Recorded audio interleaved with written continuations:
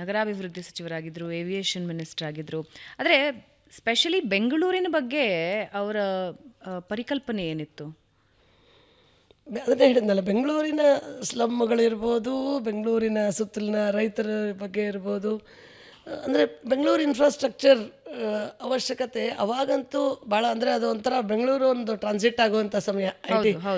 IT.com ಅಂದರೆ ಅದೇ ಸಂದರ್ಭದಲ್ಲಿ IT.com ಎಕ್ಸಿಬಿಷನ್ ಶುರುವಾಗಿದ್ದು ಆ ಸಂದರ್ಭದಲ್ಲೇನೆ. ಅವಾಗ ಅಂದರೆ ನೀಡ್ಸ್ ಆಫ್ ಬ್ಯಾಂಗ್ಳೂರ್ ಗುರುತಿಸಿ ಇಲ್ಲಿ ಇನ್ಫ್ರಾಸ್ಟ್ರಕ್ಚರ್ ಇದೆ, ಆದರೆ ಈ ಫ್ಲೈಓವರ್ಗಳಿರ್ಬೋದು, ರಸ್ತೆಗಳು, ಈ ಎಲ್ಲ ಸಂಗತಿಗಳಿಗೆ ಹುಡ್ಕೋದಿಂದ ದೊಡ್ಡ ಪ್ರಮಾಣದ ಫಂಡ್ ಕೊಟ್ಟರು. ಅವಾಗ 1000 crores, one of the biggest money to any city in India. ಅವರು ನಗರಾಭಿವೃದ್ಧಿ ಸಚಿವರಿದ್ದಾಗ ಇಂಟರ್ನ್ಯಾಷನಲ್ ಏರ್ಪೋರ್ಟ್ ಬಗ್ಗೆ ಭಾಳ ಚರ್ಚೆ ಆಗೋದು, ಡಿಸಿಷನ್ನೇ ಆಗಿರಲಿಲ್ಲ. ಈ ವಿಮಾನದಲ್ಲಿ ಏನಿದ್ರು ಲಿಮಿಟೆಡ್ HALನ ಹಳೆಯ ಏರ್ಪೋರ್ಟ್ ಏನಿತ್ತು, ಗ್ರೋತ್ ಪೊಟೆನ್ಷಿಯಲ್ ಇರಲಿಲ್ಲ, ಯಾಕಂದರೆ ಸ್ಥಳನೇ ಇರಲಿಲ್ಲ. ಒಂದು ಕಡೆ ಬೆಳ್ಳಂದೂರು ಕೆರೆ, ಇನ್ನೊಂದು ಕಡೆ ಟ್ರಾಫಿಕ್ ಇರೋ ರಸ್ತೆಗಳು, ಅಂದರೆ ಮನೆಗಳೆಲ್ಲ ಇತ್ತು. ಹೀಗಾಗಿ ಅಲ್ಲಿ ಸಾಧ್ಯನೇ ಇರಲಿಲ್ಲ. ಅಂದರೆ ಇನ್ನೊಂದು ಜಾಗ ಗುರುತಿಸಿ ಅದಕ್ಕೆ ಒಂದು ಒಡಂಬಡಿಕೆ ಮಾಡಬೇಕಲ್ಲ. 11 ತಿಂಗಳು ಅವರಿದ್ದಿದ್ದು ಪೀರಿಯಡ್, 11 ತಿಂಗಳು. ಬೆಂಗಳೂರಿನಲ್ಲೇ ಈ ಹಳೆ ಏರ್ಪೋರ್ಟಲ್ಲಿ ಇಂಟರ್ನ್ಯಾಷನಲ್ ವಿಮಾನ ಶುರು ಮಾಡಿದ್ದು, ಈ ಪೆರಿಷಬಲ್ ಕಾರ್ಗೋ ಸೆಂಟರ್ ಶುರು ಮಾಡಿದ್ದು, ನಂತರ ಹೊಸ ಏರ್ಪೋರ್ಟ್ಗೆ ಒಡಂಬಡಿಕೆ ಮಾಡಿದ್ದು. ನಗರಾಭಿವೃದ್ಧಿ ಸಚಿವರಿದ್ದಾಗ ಈ ರಸ್ತೆಗಳು, ಕಾವೇರಿನೂ ಒಂದು ನೀರಿನ ಭಾಳ ಸಮಸ್ಯೆ ಇತ್ತು. ಸೊ ಕಾವೇರಿ ಅವಾಗ 2nd ಸ್ಟೇಜ್ 3rd ಸ್ಟೇಜ್ ಈ ನೀರು ಬರುವಂಗೆ ಮಾಡಿರೋದು ಅದು ಆ ಸಂದರ್ಭದಲ್ಲೇನೆ. ಈ ಥರದ ಅಂದರೆ ಬೆಳೀತಿರೋ ಬೆಂಗಳೂರಿಗೆ ಬೇಕಾಗಿರುವಂಥ ಇನ್ಫ್ರಾಸ್ಟ್ರಕ್ಚರನ್ನು ಕೊಡಲಿಕ್ಕೆ ಸಾಧ್ಯ ಆಯಿತು. ಅವಾಗ SM ಕೃಷ್ಣ ಅವರು ಮುಖ್ಯಮಂತ್ರಿಗಳಿದ್ದರು. ಹೀಗಾಗಿ ಇಬ್ಬರು ಪೂರಕವಾಗಿ ನೀರಿನ ಸಮಸ್ಯೆ ಪೀಕಲ್ಲಿತ್ತು ಆ ಟೈಮಲ್ಲಿ. ಹೌದು. ಮತ್ತು ಕಾವೇರಿ ಸಮಸ್ಯೆಗೂ ಬರೀ ಕಾವೇರಿಯಾಗಿ ಬೆಂಗಳೂರು ಬಂದಾಗೋದು, ಕಾವೇರಿಯ ಸಮಸ್ಯೆಗೆ ಅದಕ್ಕೂ ಒಂದು ತಾತ್ವಿಕ ಅಂತ ಕೊಟ್ಟಿದ್ದು. ಅದ್ರ ಬಗ್ಗೆ ವಿರೋಧ ಪಕ್ಷದವರು ಹೇಳಿದ್ರು. ಸ್ವತಃ SM ಕೃಷ್ಣ ಅವರು ಅವಾಗ ಅವರು ಕಾಂಗ್ರೆಸ್ನಲ್ಲಿದ್ರೂ ಅನಂತಕುಮಾರ್ ನಮ್ಮ ರಾಜ್ಯದ ಆಪದ್ ಬಾಂಧವ ಅಂಥೇಳಿ ಮೀಡಿಯಾ ಮುಂದೆ ಹೇಳಿದ್ರು ಅವರು. ಅದು ಎಲ್ಲ ಮುಖಪುಟದಲ್ಲಿ ಬಂದಿತ್ತು. ಆ ಥರ ಜನರ ಮತ್ತು ಈ ಥರದ ದೇಶದ ಸಮಸ್ಯೆಗಳು, ಅದಕ್ಕೆ ಬೇಕಾಗಿರುವಂಥ ಏನು ಪರಿಹಾರಗಳ ಸಂದರ್ಭದಲ್ಲಿ ಎಷ್ಟೋ ಸಲ ನಾನು ಜಗಾಡಿದ್ದೀನಿ. ಅಲ್ಲಪ್ಪ, ನಿಮ್ಮದೇ ಕಾನ್ಸ್ಟಿಟ್ಯೂನ್ಸಿ, ನೀವು ಬಿಟ್ಟು ಏನೋ ಮಾಡ್ತೀರಾ ಅಂತ.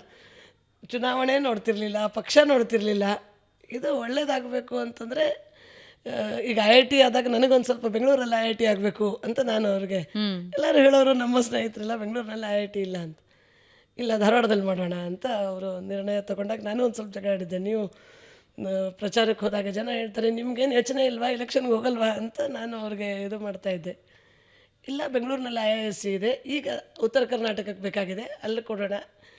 ಚುನಾವಣೆಯ ನಮ್ಮ ರಿಸಲ್ಟಿನ ಮೇಲೆ ನಮ್ಮ ಕೆಲಸಗಳು ಡಿಪೆಂಡ್ ಆಗಬಾರ್ದು ಅನ್ನುವಂಥ ಒಂದು, ಅದು ಮತ್ತು ಹಾಗೆ ಪಾಲಿಸ್ಕೊಂಡು ಬಂದರು ಅವರು ಕೊನೆ ತನಕ. ನಾನು ಭಾಳ ಹತ್ರದಿಂದ ನೋಡಿದ್ದೀನಿ.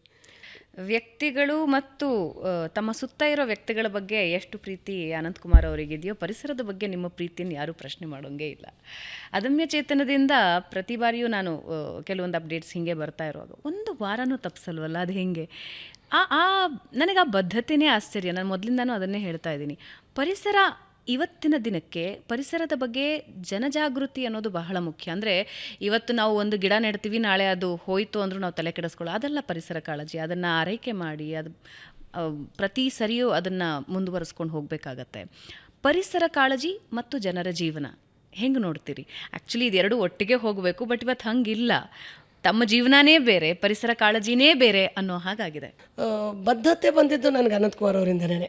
ಈ ಕಂಟಿನ್ಯೂಟಿ ಬದ್ಧತೆ ಒಮ್ಮೆ ತಗೊಂಡ ಮೇಲೆ ಅದನ್ನು ಮಾಡಬೇಕು, ಯಾರು ನೋಡಲಿ ಬಿಡಲಿ ಅದನ್ನು ಮುಗಿಸ್ಬೇಕು. ಅದು ಆ ಬದ್ಧತೆ ಅವರು ಪೂರ್ತಿ ಜೀವನ ಪೂರ್ತಿ ಇಟ್ಕೊಂಡಿದ್ರು. ನಾನು ಹತ್ರದಿಂದ ನೋಡಿದ್ದೆ ಅದನ್ನು. ನಮ್ಮ ಮೊದಲೇ ಪರಿಸರದ ಇದರ ಶುರುವಾಗಿದ್ದು ಅಲ್ಲಿ. ಕೊನೆಗೆ ಬ್ರಿಕೆಟ್ಸ್ ಅಂಥೇಳಿ ಕಸದಿಂದ ಮಾಡಿರುವಂಥದ್ದೇ ಇಂಧನವಾಗಿ ಬಳಸ್ತಾ ಇದೆ.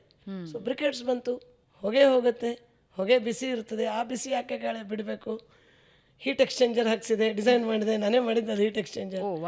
ಆಮೇಲೆ ಸ್ಕ್ರಬ್ಬರ್, ಅಂದರೆ ಆ ಕಪ್ಪು ಇದು ನಾವೇ ಹಿಡ್ಕೊಡ್ತೀವಿ, ಹೊರಗೇನು ಹೋಗೋದೇ ಇಲ್ಲ. ಹೀಟ್ ಎಕ್ಸ್ಚೇಂಜರ್ ಅಂದರೆ ಏನಿದು, ದೊಡ್ಡ ಪ್ರಮಾಣದಲ್ಲಿ ನಾವು ಬ್ರಿಕೆಟ್ಸ್ ಏನು ಸುಡ್ತೀವೋ, ಕಸದಿಂದ ಆಗಿರೋ ಇದನ್ನು ಸುಟ್ಟಾಗ ಹೊಗೆಯನ್ನು, ಬಿಸಿ ಹೊಗೆ ಏನು ಬರುತ್ತೆ ಅದನ್ನು ನಾವು ನೀರು ಪೈಪ್ಗಳಲ್ಲಿ ನೀರು ಪಾಸ್ ಮಾಡುತ್ತೆ ಮಧ್ಯ, ಅದ್ರ ಜೊತೆಗೆ ಸೇರಿಸಲ್ಲ. ಸುತ್ತಲೂ ಆ ಬಿಸಿ ಹೊಗೆ ಇದ್ದಾಗ ನೀರು ಕಾಯುತ್ತೆ, ಹೊಗೆ ತಣ್ಣಗಾಗುತ್ತೆ, ಹೀಟ್ ಎಕ್ಸ್ಚೇಂಜ್ ಮಾಡ್ಕೊಳ್ಳೋದು. ಆ ಬಿಸಿ ನೀರನ್ನು ಉಪಯೋಗಿಸ್ಕೊತೀವಿ. ಆಮೇಲೆ ಅದು ಹೊರಗೆ ಹೋಗಿರೋ ತಣ್ಣಗಾದ್ರೂ ಹೊಗೆ, ಅದರಲ್ಲಿ ಕಪ್ಪು ಧೂಳು ಇರುತ್ತೆ, ಆ ಧೂಳನ್ನು ಇನ್ನೊಂದು ನೀರಲ್ಲಿ ಬಿಡ್ತೀನಿ.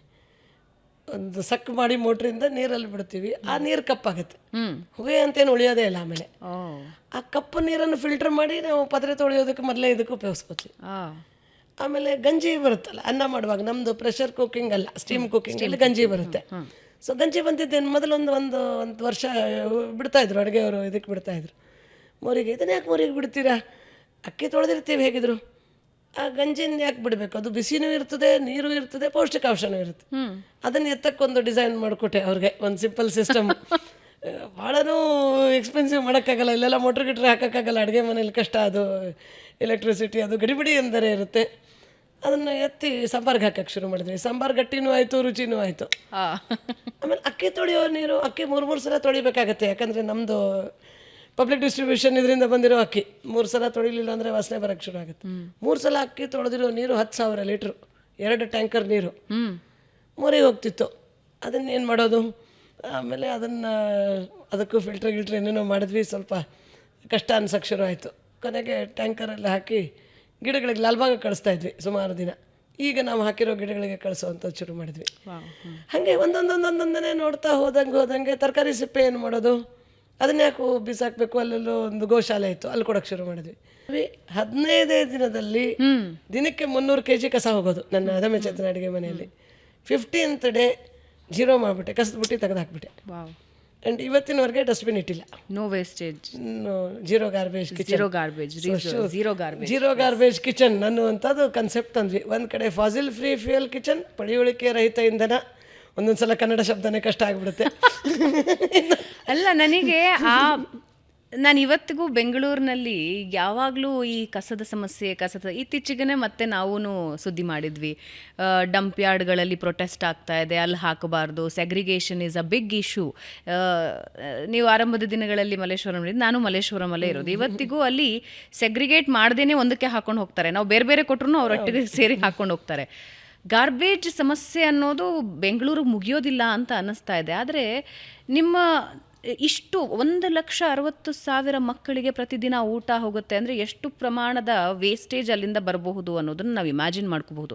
ಆದರೆ ಝೀರೋ ಗಾರ್ಬೇಜ್, ಆಮೇಲೆ ಅದರ ಹೊಗೆಗೂ ಒಂದು ವ್ಯವಸ್ಥೆ ಇದೆ, ಅದರ ಮರುಬಳಕೆ ಇದೆ, ನೀರಿಗೂ ಒಂದು ವ್ಯವಸ್ಥೆ ಇದೆ, ಅದರ ಮರುಬಳಕೆ ಇದೆ.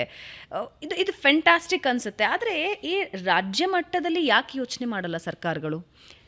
ಇಷ್ಟು ದೊಡ್ಡ ಪ್ರಮಾಣದಲ್ಲಿ ಅಲ್ಲದೆ ಇದ್ರು ಅಟ್ಲೀಸ್ಟ್ ಒಂದು ಗಾರ್ಬೇಜನ್ನು ಸರಿಯಾಗಿ ಹ್ಯಾಂಡಲ್ ಯಾಕೆ ಮಾಡಲ್ಲ ಅನ್ಸುತ್ತೆ ನಿಮ್ಮ ಪ್ರಕಾರ? ಯಾಕೆ ಮಾಡಲ್ಲ ಅಂದರೆ ನಾವು ವ್ಯಕ್ತಿಗಳು ಮಾಡಲ್ಲ, ಅದಕ್ಕೆ ಸರ್ಕಾರ. ನಾನಂತ ಅದಕ್ಕೆ ಹೇಳಿದೆ, ನಮ್ಮ ಕಸ ನಮ್ಮ ಹೊಣೆ ಅಂತ ಎಲ್ಲಿವರೆಗೆ ಜನರಿಗೆ ಸರ್ಕಾರ ಮಾಡಬೇಕು, ಅದರ ಬಗ್ಗೆ 2 ಪ್ರಶ್ನೆ ಇಲ್ಲ. ಆದರೆ ನಾವು ವೈಯಕ್ತಿಕವಾಗಿ ನಾವು ನಮ್ಮ ಜವಾಬ್ದಾರಿ ಮಾಡ್ತಾ ಇದ್ದೀವ ಅನ್ನೋದು, ಒಂದು ಸಂಸ್ಥೆಯಾಗಿ ನಾವು ಮಾಡ್ತಾ ಇದ್ದೀವಿ. ಸಮಾಜ ಸೇವೆ ಅಂತಂದರೆ ಯಾರಿಗೂ ಊಟ ಹಾಕೋದು, ನೋಟ್ಬುಕ್ ಕೊಡೋದು ಅಲ್ಲಿಗೆ ಸೀಮಿತ ಮಾಡದೆ ಮುಂದಿನ ಮಟ್ಟಕ್ಕೆ ನಾವು ಹೋಗಲಿಲ್ಲ ಅಂದರೆ ಅಲ್ಲೇ ಉಳ್ಕೊಳ್ತೀವಿ. ಆ ದೃಷ್ಟಿಯಿಂದ ನಾವು ಇದ್ರ ಬಗ್ಗೆ ಈಗ LPG ಮುಕ್ತ ಅಡುಗೆ ಮನೆ ಮಾಡಲಿಕ್ಕೆ ಆಗಲಿಕ್ಕಿಲ್ಲ. ನನ್ನ ಮನೆಯೂ ಮಾಡಿಲ್ಲ ನಾನು, ನನ್ನ ಮನೆಯಲ್ಲಿ ಆಗಿಲ್ಲ, ಅದಮ್ಯ ಚೇತನದಲ್ಲಿ ಆಗಿದೆ. ನನ್ನ ಮನೆ ನಾನಿನ್ನು LPG ಇಂದನೇ ನನ್ನ ಮನೆಯಲ್ಲಿ ಅಡುಗೆ ಆಗೋದು. ಆದರೆ ನನ್ನ ಮನೆಯಿಂದ ಕಸದ ಬುಟ್ಟಿ ತೆಗಿಯೋಕ್ಕಾಯ್ತು. ನಾನೊಬ್ಬಳೇ ಅಲ್ಲ, ಭಾಳಷ್ಟು ಜನರ ಮನೆಯಿಂದ ಕಸ ಇಲ್ಲದ, ಮನೆಯಿಂದ ಕಸ ಕೊಡೋದಿಲ್ಲ. ಮಹಾನಗರ ಪಾಲಿಕೆಯವ್ರಿಗೆ ನಾವು ಕಸ ಕೊಡದೆ, ನನ್ನ ಮನೆಯಿಂದ ಕೊಡದೆ 7-8 ವರ್ಷ ಆಯಿತು. ಅದಮ್ಯ ಚೇತನದಿಂದ ಕೊಡದೆ 13 ವರ್ಷ ಆಯಿತು. ಹಾಗೆ ನಾನೊಬ್ಬಳೇ ಅಲ್ಲ, ಭಾಳಷ್ಟು ಜನ ಇದ್ದಾರೆ. ಹೀಗಾಗಿ ನೋಡಿ, ಒಂದು ಕಡೆ ಈಗ ನೀವು ಮಾಧ್ಯಮದವರು ಸರ್ಕಾರ ಯಾಕೆ ಮಾಡಲ್ಲ ಹೇಳಬೇಕು, ಪಾಲಿಸಿ ಸೆಗ್ರಿಗೇಷನ್ ಆದರೂ ಯಾಕೆ ಮಾಡ್ತೀರಾ? ಸೆಗ್ರಿಗೇಷನ್ ಮಾಡಬೇಕು, ಅವರು ಸೇರಿಸ್ಬೋದು, ಆದರೆ ನಾನು ಯಾಕೆ ಬಿಡಬೇಕು? ನನ್ನ ಧರ್ಮ. ಅವರು ಸೇರಿಸ್ತಾರೆ, ಮುಂದೆ ಯಾರೋ ಏನೋ ಮಾಡ್ತಾರೆ, ಅವರು ಸೇರಿಸ್ತಾರೆ ಅಂತ ನಾನು ಸೇರಿಸ್ಬಿಟ್ರೆ ಇದಕ್ಕೆ ಕೊನೆಯೇ ಇಲ್ಲ. ಈಗ ನಾವು ಮೊದಲು ಸಾಲಿಡ್ ವೇಸ್ಟಿಂದ ಶುರು ಮಾಡಿದ್ವಿ, ಪ್ಲೇಟ್ ಬ್ಯಾಂಕ್ ಬಂತು, ನನ್ನ ಮಗಳು ಮದುವೆ ಬಂತು.